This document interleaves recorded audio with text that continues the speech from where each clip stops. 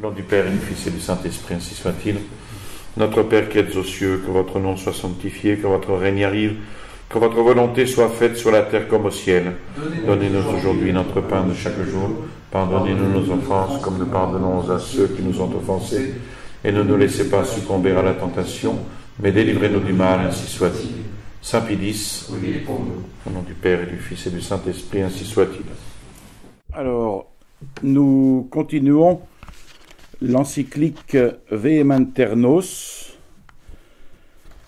sur cette loi de séparation de l'Église et de l'État qui viole encore le droit de propriété en le foulant aux pieds.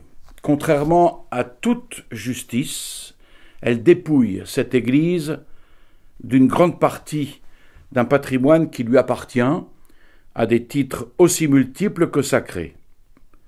Elle supprime, elle annule toutes les fondations pieuses, très légalement consacrées au culte divin ou à la prière pour les trépassés. Quant aux ressources que la libéralité catholique avait constituées pour le maintien des écoles chrétiennes ou pour le fonctionnement des différentes œuvres de bienfaisance cultuelle, elle les transfère tout simplement à des établissements laïques où l'on chercherait vainement d'ordinaire le moindre vestige de religion.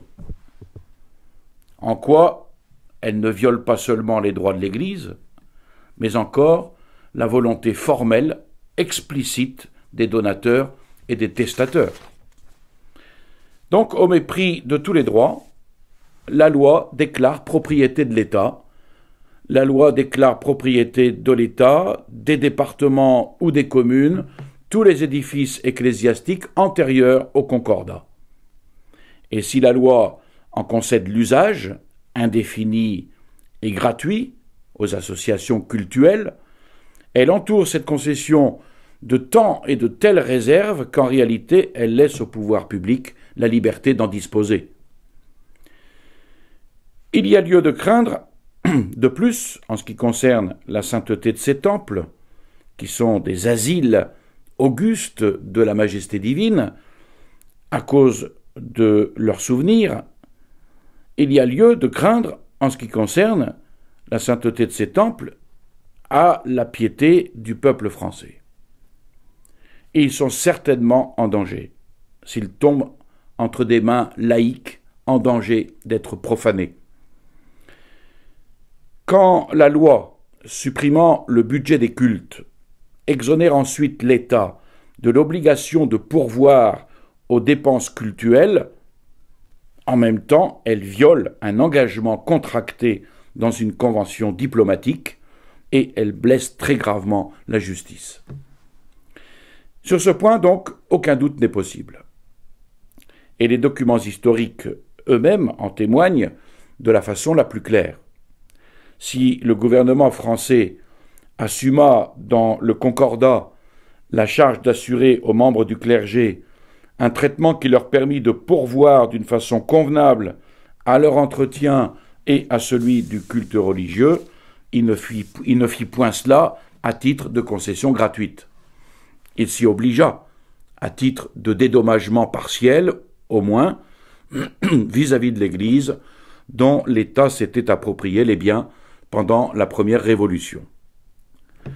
D'autre part aussi, quand, dans ce même concordat, et par amour de la paix, le pontife romain s'était engagé en son nom et au nom de ses successeurs à ne pas inquiéter les détenteurs des biens qui avaient été ainsi ravis à l'Église, il est certain qu'il ne fit cette promesse qu'à une condition, c'est que le gouvernement français s'engagerait à perpétuité à doter le clergé d'une façon convenable et à pourvoir aux frais du culte divin. Enfin, saint Pie X affirme ne pas pouvoir se taire sur ce point. En dehors des intérêts de l'Église qu'elle blesse, la nouvelle loi sera aussi des plus funestes à la France. Pas de doute, en effet, qu'elle ne ruine lamentablement l'union et la concorde des âmes. Et cependant, sans cette union et sans cette concorde, aucune nation ne peut vivre ou prospérer. Voilà pourquoi, dans la situation présente de l'Europe surtout, cette harmonie parfaite forme le vœu le plus ardent de tous ceux en France qui, aimant vraiment leur pays, ont encore à cœur le salut de leur patrie. À l'exemple de Léon XIII, et héritier de sa prédilection toute particulière pour la France, Saint Pédis s'est efforcé, sans doute, de maintenir la religion des aïeux des Français dans l'intégrale possession de tous leurs droits parmi eux, mais en même temps et toujours ayant devant les yeux cette paix fraternelle dont le lien le plus étroit est certainement la religion. Il a travaillé à les raffermir tous dans l'union. Aussi, ne peut-il pas voir sans angoisse que le gouvernement français vient d'accomplir un acte qui, en attisant sur le terrain religieux des passions excitées déjà d'une façon trop funeste, semble de nature à bouleverser de fond en comble toute la France. C'est pourquoi Saint Pédis, qui est soucieux de son devoir et de son devoir impérieux de défendre contre toute attaque et de maintenir dans leur intégrité absolue les droits inviolables et sacrés de l'Église, en vertu de son autorité suprême, premièrement, réprouve et condamne la loi votée en France sur la séparation de l'Église et de l'État. Il la réprouve et il la condamne comme profondément injurieuse vis-à-vis de Dieu, qu'elle renie officiellement en posant en principe que la République ne reconnaît aucun culte. Deuxièmement, Saint Pédis réprouve et condamne cette loi comme violant le droit naturel, le droit des gens et la fidélité publique due au traité. Il la réprouve et la condamne comme contraire à la constitution divine de l'Église, à ses droits essentiels, à sa liberté. Et il la réprouve et la condamne comme renversant la justice et foulant aux pieds les droits de propriété que l'Église a acquis à des titres multiples et en vertu du concordat. Troisièmement, Saint Pédis réprouve et condamne cette loi comme gravement offensante pour la dignité du siège apostolique, pour la personne du pape, pour l'épiscopat, le clergé et tous les catholiques français. En conséquence, Saint Pédis proteste solennellement et de toutes ses forces contre la proposition, le vote et la promulgation de cette loi, déclarant qu'elle ne pourra jamais être alléguée contre les droits imprescriptibles et immuables de l'Église pour les infirmer. Saint Pédis se devait de faire entendre ces paroles et de les adresser aux évêques, au peuple de France et au monde chrétien tout entier, pour dénoncer le fait qui venait de se produire. Et il exprime alors sa tristesse, quand par avance il mesure du regard les maux que cette loi va déchaîner sur la France.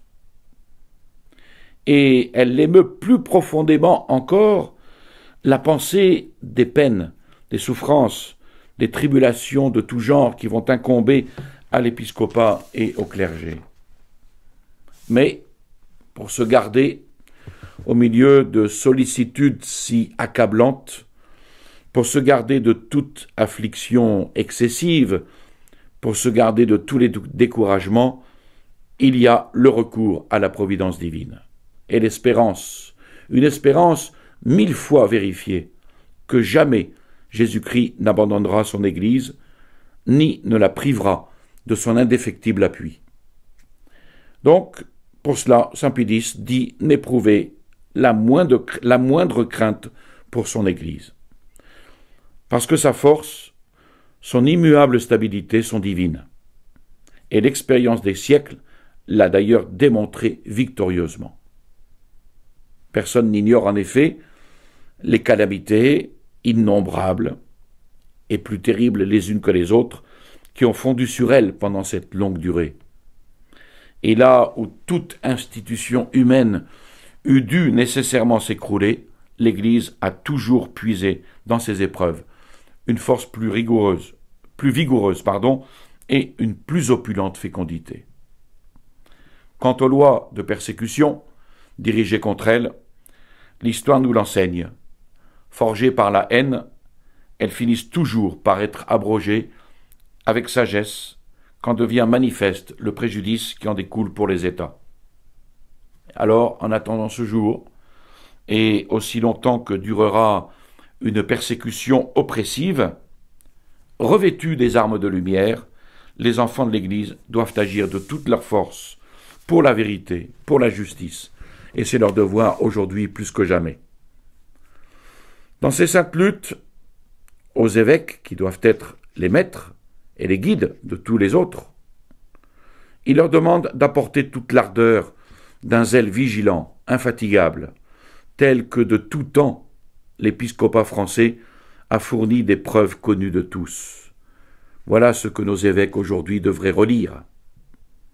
Mais par-dessus tout, il veut, parce que c'est une chose d'extrême importance, il veut que dans tous les projets qu'ils entreprendront pour la défense de l'Église, ils s'efforcent de réaliser la plus parfaite union de cœur et de volonté.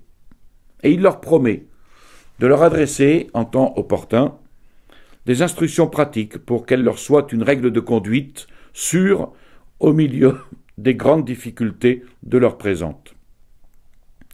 Il leur demande de poursuivre l'œuvre salutaire qu'ils font, de raviver le plus possible la piété parmi les fidèles, de promouvoir et de vulgariser de plus en plus l'enseignement sur la doctrine chrétienne, de préserver toutes les âmes qui leur sont confiées des erreurs et des séductions qu'elles rencontrent aujourd'hui de tous côtés, d'instruire, de prévenir, d'encourager, de consoler leur troupeau, de s'acquitter vis-à-vis du troupeau de tous les devoirs que leur impose leur charge pastorale, et tout cela en comptant sur leur clergé comme collaborateur, un clergé riche, dit saint Pidis, en hommes remarquables, par leur piété, leur science, leur attachement au siège apostolique, et toujours prêt à se dévouer, sous la direction des évêques, pour le triomphe de l'Église et pour le salut éternel du prochain. Les membres du clergé comprendront, dit saint Pidis, que dans cette tourmente, ils doivent avoir au cœur les sentiments qui furent jadis ceux des apôtres. Ils se réjouiront d'avoir été jugés dignes de souffrir des opprobres pour le nom de Jésus. Ils revendiqueront vaillamment les droits et la liberté de l'Église, mais sans offenser personne. Et saint Pidis s'adresse ensuite aux catholiques de France en témoignage de bienveillance pour ce pays qu'il aime et comme un réconfort au milieu des calamités redoutables qu'il va leur falloir traverser, prédit-il. Il lui rappelle que le but que se sont assignés les sectes impies qui courbent leur tête sous leurs joues, l'ayant proclamé eux-mêmes avec une cynique audace, est de décatholiciser la France. Ils veulent arracher du cœur des Français jusqu'à la dernière racine la foi qui a comblé leur père de gloire, la foi qui a rendu leur patrie prospère et grande parmi les nations, la foi qui les soutient dans l'épreuve, qui maintient tranquillité et paix à leur foyer, qui leur ouvre la voie vers l'éternelle félicité. C'est cette foi qu'ils veulent arracher jusqu'à la dernière racine. C'est de toute âme qu'il vous faut défendre cette foi. Mais saint Pidis dit aux Français de ne pas se méprendre. Travail, effort seraient inutiles si vous tentiez de repousser les assauts qu'on vous livrera sans être fortement unis. Abdiquez, dit-il, tous les germes de désunion. Faites le nécessaire pour que, dans la pensée comme dans l'action, votre union soit aussi ferme qu'elle doit l'être parmi les hommes qui combattent pour la même cause. Surtout quand cette cause est de celle au triomphe de qui chacun doit volontiers sacrifier quelque chose de ses opinions. Il précise bien, de ses opinions et non pas de la vérité. Si vous voulez, dans la limite de vos forces, et comme c'est votre devoir impérieux, si vous voulez sauver la religion de vos ancêtres, si vous voulez la sauver des dangers qu'elle court, il est de toute nécessité que vous déployiez dans une large mesure vaillance et générosité. Et quant à la défense de la religion, si vous voulez l'entreprendre d'une manière digne d'elle, la poursuivre sans écart et avec efficacité, deux choses importent avant tout. Vous devez d'abord vous modeler si fidèlement sur les préceptes de la loi chrétienne que vos actes et votre vie tout entière honorent la foi dont vous faites profession. Et vous devez ensuite demeurer étroitement unis avec ceux à qui il appartient en propre de veiller ici-bas sur la religion, avec vos prêtres, avec vos évêques, et surtout avec le siège apostolique qui est le pivot de la foi catholique et de tout ce qu'on peut faire en son nom. Ainsi, armés pour la lutte, marchez sans crainte, dit-il, à la défense de l'Église, mais ayez bien soin que votre confiance se fonde tout entière sur le Dieu dont vous soutiendrez la cause, et pour qu'il vous secoure, implorez-le sans vous lasser. Et enfin, le pape les assure que tant qu'ils auront à lutter contre le danger, il sera toujours de cœur et d'âme au milieu d'eux, au milieu de leur labeur, de leur peine, partageant tout avec eux. Et puis adressant en même temps au Dieu qui a fondé l'Église et qui la conserve, ses prières les plus humbles et les plus instantes. Et, dernier mot de cette encyclique, le pape supplie Dieu d'abaisser sur la France un regard de miséricorde, de l'arracher au flot déchaîné autour d'elle et de lui rendre bientôt, par l'intercession de Marie Immaculée, le calme et la paix. Je vous salue Marie, pleine de grâce, le Seigneur est avec vous. Vous êtes bénie entre toutes les femmes, et Jésus, le fruit de vos entrailles, est béni. Sainte Marie, Mère de Dieu, priez pour nous pauvres pécheurs, maintenant et à l'heure de notre mort, ainsi soit-il. Au nom du Père et du Fils et du Saint-Esprit, ainsi soit-il.